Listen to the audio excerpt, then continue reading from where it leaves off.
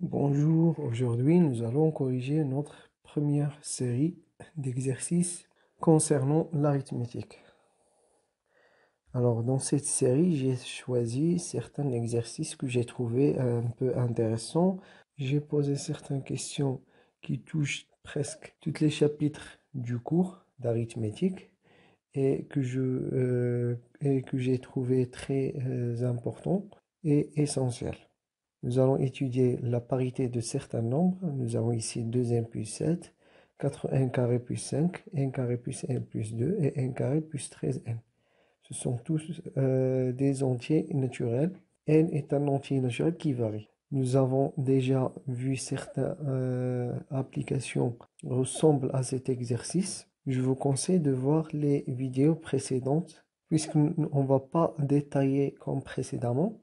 Alors on commence par ce petit rappel pour montrer qu'un entier naturel est pair. En général, qu'est-ce qu'il faut montrer? Il faut montrer que cet entier naturel s'écrit sous la forme 2 fois un entier naturel. C'est la forme qui engendre les nombres pairs. Également pour les nombres impairs, nous avons une formule générale, c'est 2 fois un entier naturel plus 1. C'est la forme qui engendre les nombres impairs. Alors nous avons ici 2n plus 7. Alors ça, si vous remplacez ou bien si vous donnez à n quelques valeurs, vous allez trouver que c'est toujours un nombre impair. Donc il faut montrer que ce nombre s'écrit sous la forme 2 fois un entier naturel plus 1. La méthode est très simple, on a déjà fait quelques exercices qui ressemblent à ça.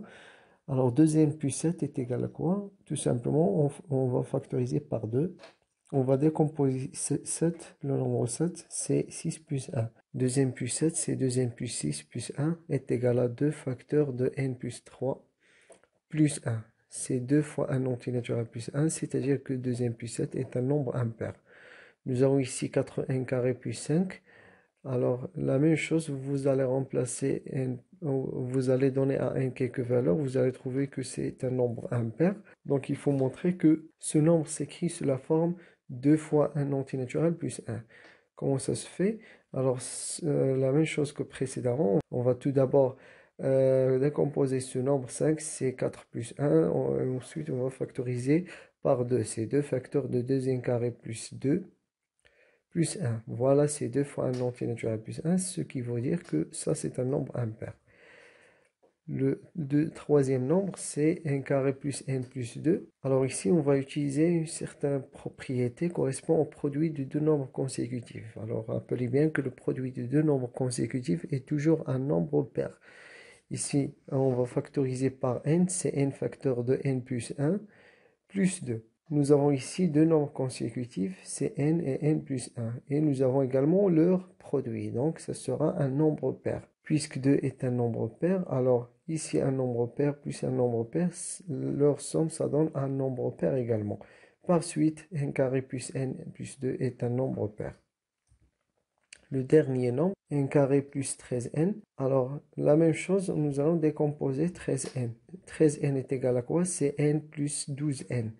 La même chose que précédemment, n carré plus n est égal à quoi? C'est n facteur de n plus 1, c'est-à-dire le produit de deux nombres consécutifs.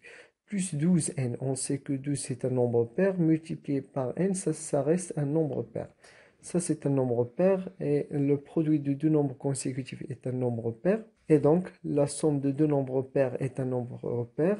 Par conséquent, ce nombre n carré plus 13n est un nombre pair.